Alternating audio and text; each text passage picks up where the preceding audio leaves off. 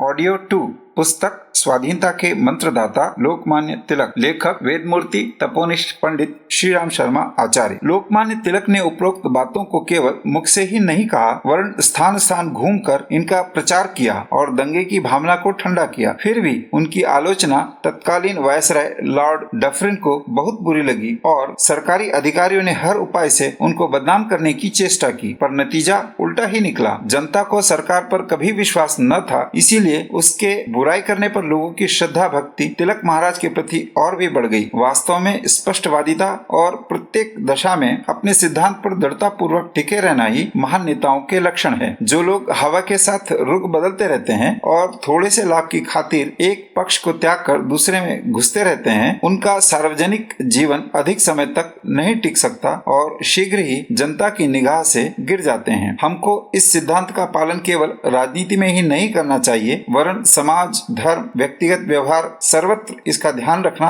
आवश्यक है। जो आदमी अपने सिद्धांत पर दृढ़ रहना नहीं जानते अथवा जिनका कोई सिद्धांत नहीं होता, वे कभी सम्मान के पात्र नहीं बन सकते। शीर्षक स्वाधीनता के लिए संघर्ष और कारावास। जिस समय तिलक महाराज के लेखों और भाषणों द्वारा स्वाधीनता आंदोलन छेड़ा था, वह ऐसा समय था कि लोग स्वराज्य और स्वतंत्रता का नाम लेते डरते थे। सन 1857 के गदर के अवसर पर किया गया घोर दमन लोगों को अभी तक आतंकित किए हुए था और अंग्रेजों की शक्ति को दिन पर दिन बढ़ते देखकर कोई सिर उठाने का साहस न करता था। पर लोकमान्य तिलक इस स्थिति को बदलने का निश्चय कर चुके थे, इसीलिए वे सदा सरकार के सभी अनुचित कार्यों की तीव्र आलोचना करते रहे और उसके लिए बार बार दंड का पुरस्कार सहर्ष ग्रहण करते रहे। उस समय तक कांग्रेस थोड़े से राजनीतिक व्याख्यानदाताओं की वाद विवाद समिति की तरह थी। ज्यादातर नर्म विचारों के राजनीतिक ही उसमें भाग लेते थे और साल भर में एक जगह इकट्ठे होकर 10-5 विद्वत्तापूर्ण भाषण कर लेने और शासन सुधार संबंधी प्रस्ताव पास कर लेने में ही अपने कर्तव्य की इतिश्री समझ लेते थे। पर तिलक जी कांग्रेस को स्वाधीनता प्राप्ति का एक प्रभावशाली साधन बनाना चाहते थे, इसीलिए वे उस समय भी जोरदार भाषण करते थे और लोगों को स्वाधीनता के लिए प्रयत्न करने की प्रेरणा भी देते थे। सन 1889 के कांग्रेस अधिवेशन में दिया गया भाषण श्रोताओं ने बड़ा ओजस्वी माना और अनेकों ने उसे सुनकर देश की स्वतंत्रता के लिए कुछ करने का निश्चय किया। सन 1896 में भारत में प्लेग का बड़ा प्रकोप हुआ, जो एक वर्ष से ज्यादा समय तक विभिन्न भागों में आतंक पैदा करता रहा। पूना नगर में सरकार की ओर से जो रैंड नाम का अंग्रेज अफसर नियुक्त किया गया था, उसका व्यवहार जनता के साथ बड़ा कठोर था और उससे जनता बड़ी आतंकित हो गई थी। इससे पूना के नवयुवक बड़े रोष में आए और चाफेकर नामक युवक ने पिस्तौल से रैंड की हत्या कर दी। इस पर समस्त अंग्रेज अफसर क्रुद्ध हो उठे और चारों ओर दमन की धूम मचा दी, जिससे जनता घबरा गई। लोकमान्य तिलक ने सरकारी अधिकारियों पर दोषारोपण करते हुए केसरी में कई लेख लिखे। यद्यपि उनमें कानून के विरुद्ध कोई बात न थी, पर सरकार ने अदालत की मानहानि के नाम पर तिलक जी को गिरफ्तार कर लिया। उल्टी सीधी कार्रवाई करके 18 महीने की कड़ी कैद की सजा दे दी। जेल में उनके साथ बुरा व्यवहार किया गया और खराब भोजन दिया गया, जिससे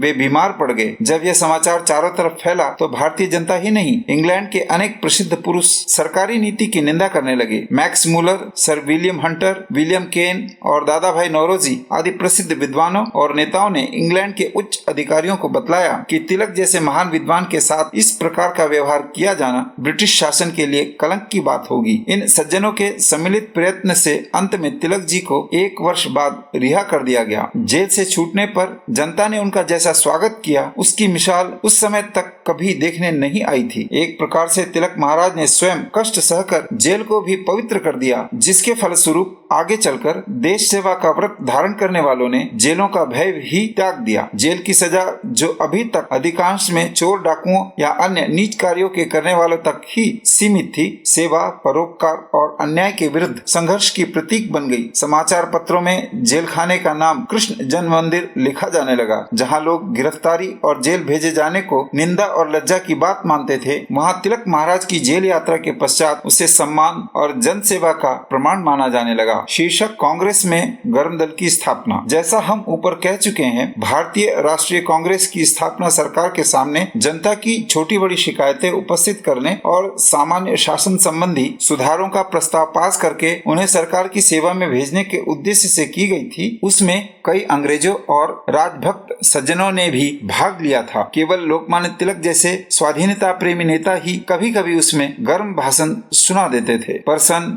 1905 में बंग भंग का आंदोलन छिड़ जाने पर देश में इतनी अधिक राजनीतिक उत्तेजना उत्पन्न हो गई और नवयुवक वर्ग ऐसे क्रांतिकारी आंदोलन के लिए उद्यत हो गया कि कांग्रेस जैसी देश का राजनीतिक नेतृत्व करने वाली संस्था के लिए उससे अलग रह सकना कठिन हो गया। उस समय इस संस्था की बागडोर मुख्यतः ऐसे ही लोगों के हाथ में थी जो कुर्सी पर बैठकर एकाध देशभक्ति के विचारों का लेख देने या सजे हुए सभा मंडल में खड़े होकर सुंदर भाषण देने को ही राजनीतिक आंदोलन का लक्षण मानते थे। पर इस समय देश में अंग्रेजी सरकार के विरुद्ध जैसा गर्म वातावरण उत्पन्न हो गया था, उसमें ऐसी ढीली और सक्रिय नीति से काम चल सकना कठिन था। जनता का एक बड़ा भाग कांग्रेस से कोई समयानुकूल जोरदार आंदोलन की आशा करने लगा। तिलक महाराज उस समय गर्म दल के सर्वप्रधान नेता थे। वे सरकार के अन्यायपूर्ण कार्यों के विरोध में अंग्रेजी माल का बहिष्कार और सरकारी स्कूलों के बायकॉट आदि का प्रचार कर रहे थे। देश के सभी स्वाधीनता प्रेमी इस नेता के साथ थे, पर नर्म दल के राजनीतिज्ञ इससे डरते थे। वे विद्वान और भाषण देने में कुशल अवश्य थे और सामान्य जन हितकारी कार्यों के भी समर्थक थे, पर सरकारी अन्याय का खुलकर विरोध करने और उसके फलस्वरूप कष्ट सहन करने का साहस उनमें न था। साथ ही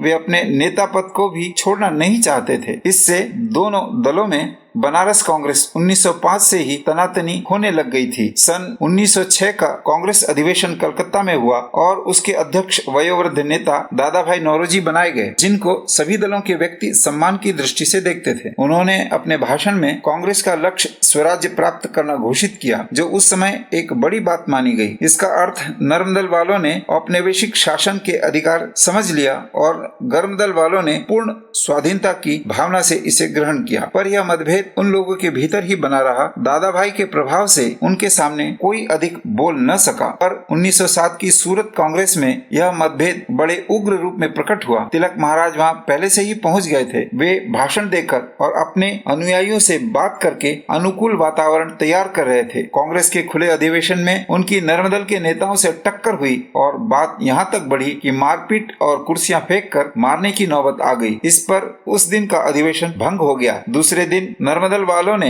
श्री अरविंद घोष की अध्यक्षता में अपनी कॉन्फ्रेंस अलग की और इस प्रकार कांग्रेस में दो दल हो गए, जो अपने अधिवेशन 8-9 वर्ष तक अलग अलग ही करते रहे। बम पार्टी और लोकमान्य तिलक को निर्वासन दंड। इस घटना के पश्चात देश में राजनीतिक आंदोलन का तूफान बड़ी तेजी से बहने लगा। बंगाल में युवकों ने अपने उद्देश्य की पूर्ति के लिए सशस्त्र क्रांति का कार्यक्रम बनाया और खुदीराम बोस ने एक अंग्रेज अफसर को मारने के उद्देश्य से बम फेंका, जिससे संयोगवश 2 अन्य अंग्रेज स्त्रियां मारी गई। इस पर अंग्रेज समाचार पत्रों ने बड़ा शोर मचाया और सब उग्रवादी नेताओं को एक साथ पकड़ लेने की सलाह दी। पायोनियर इलाहाबाद ने तो यहाँ तक लिख डाला कि अगर किसी अंग्रेज की हत्या की जाए तो उसके बदले में 10 भारतवासियों को फांसी पर चढ़ा दिया जाए। पर तिलक महाराज इस घोर दमन कांड को देखकर भी भयभीत न हुए। उन्होंने अपने पत्र में कल्ट ऑफ बम, बम का सिद्धांत शीर्षक से लेख लिखा, जिसमें अंग्रेज स्त्रियों की मृत्यु पर बड़ा दुख प्रकट करते हुए लिखा था कि भारतवर्ष में युवकों ने जो बम का प्रयोग आरंभ किया है, इसका उत्तरदायित्व सरकार की भारत विरोधी नीति ही है और इसका निवारण देश को न्यायपूर्ण अधिकार देने से ही होगा। केवल दमन के सहारे उसका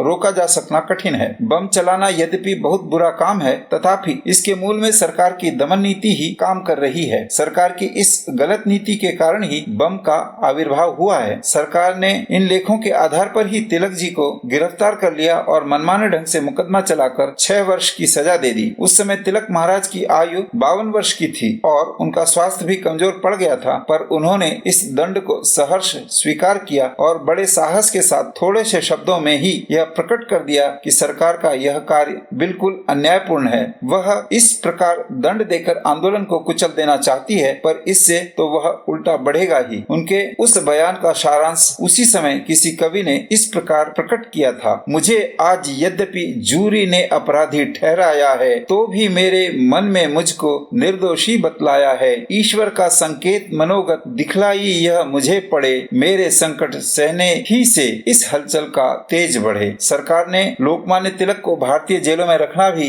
खतरनाक समझकर मांडले बर्मा की जेल भेज दिया। वहाँ की जलवायु भारतवासियों के अनुकूल नहीं थी, इससे उनका स्वास्थ्य और भी खराब रहने लगा। तो भी उन्होंने अपना समय धार्मिक ग्रंथों के अध्ययन में लगाया और सैकड़ों ग्रंथों का सार इकट्ठा करके गीता रहस्य नामक अमर ग्रंथ की रचना कर डाली। जेल में रहते हुए ही सन 1912 में पूना में उनकी धर्मपत्नी का देहांत हो गया, पर उन्होंने किसी भी कष्ट के पड़ने पर धैर्य नहीं छोड़ा और 6 वर्ष पूरा करके सन 1914 में ही छूट कर घर आए। अपना लक्ष्य पूरा करने के लिए हमको किस तरह सब प्रकार की हानि और कष्टों की चिंता छोड़कर आगे कदम बढ़ाते जाना चाहिए, यही लोकमान्य तिलक के जीवन का संदेश और आदर्श है। जो लोग कोई छोटी मोटी कठिनाई आ जाने अथवा थोड़ी हानि होते ही मैदान से हट जाते हैं, वे कोई बड़ा काम सिद्ध नहीं कर सकते। लोकमान्य तिलक के साहस और उत्साह को भंग करने के लिए सरकार ने उनको घर से 2000 मील के फासले पर, जहां कोई इष्ट मित्र न था और न कोई उनकी बात समझ सकता था, ले जाकर डाल दिया। पर वे अपने निर्धारित मार्ग पर डटे रहे और अंत में पहले से भी अधिक तेजस्वी बनकर बाहर निकले। इसमें कुछ भी संदेह नहीं कि उनकी यह तपस्या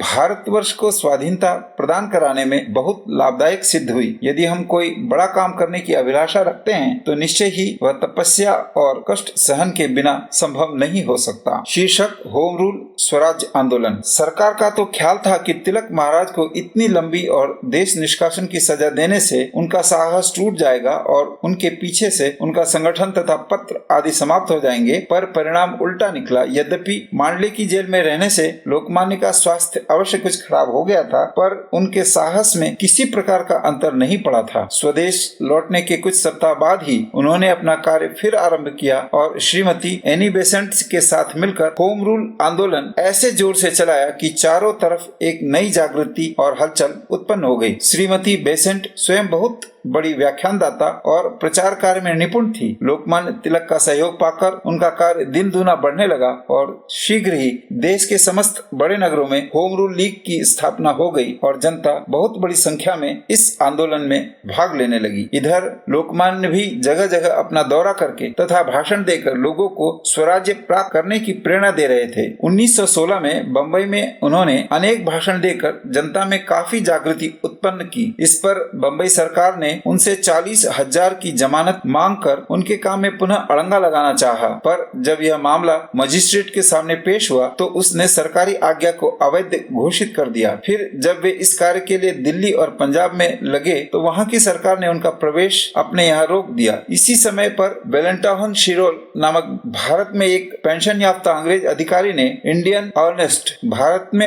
अशांति पुस्तक लिखकर यह दिखलाया कि भारत में समस्त अशांति और हलचल के कारण तिलक ही है। इस बात को पढ़कर लोकमान्य तिलक ने शिरोल साहब पर विलायत की प्रिवी काउंसिल में दावा दायर कर दिया और इस कार्य के लिए इंग्लैंड जाने का विचार किया, पर इस अवसर पर भी ब्रिटिश सरकार ने उनका पासपोर्ट रद्द कर दिया, जिससे उन्हें कोलंबो से वापस लौटना पड़ा। इस तरह सरकार तिलक महाराज के कार्य में पग पग पर रोड़ा अटकाटती रही और वे भी उसका मुकाबला करते हुए भारतीय स्वतंत्रता संग्राम को प्रतिदिन आगे बढ़ाते रहे।